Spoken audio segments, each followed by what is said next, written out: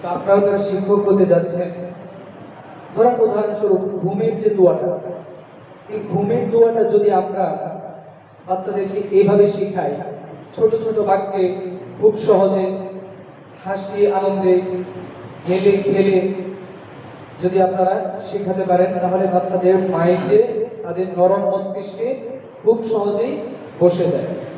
যেমন আপনারা যদি এইভাবে ঘুমের দোয়াটা শেখান, যখন ঘুমোতে যাবে এই দোয়া পড়ে দিবে, ঘুম হবে প্রশান্তিময়। সুরও আছে, ছোট ছোট বাক্য আছে এবং ছোট ছোট বাক্যগুলোর অর্থ আছে, বুঝছেন? ওরা বাচ্চারা সবাই বলবে যখন ঘুমোতে যাবে। ওরা আপনি আবার বললেন এই দোয়া পড়ে নিবে, তখন তারা সবাই একসাথে বলবে এই দোয়া পড়ে নিবে।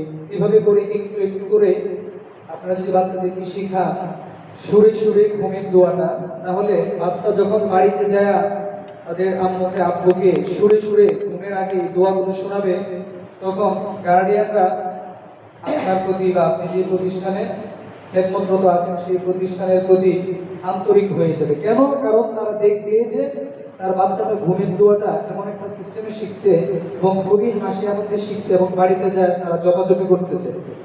সেই জায়গা থেকে গার্ডিয়ানরা আপনাদের প্রতি বা আপনি যে প্রতিষ্ঠানে খেদমত করেন সেই প্রতিষ্ঠানের প্রতি একটা আন্তরিকতা জাগবে।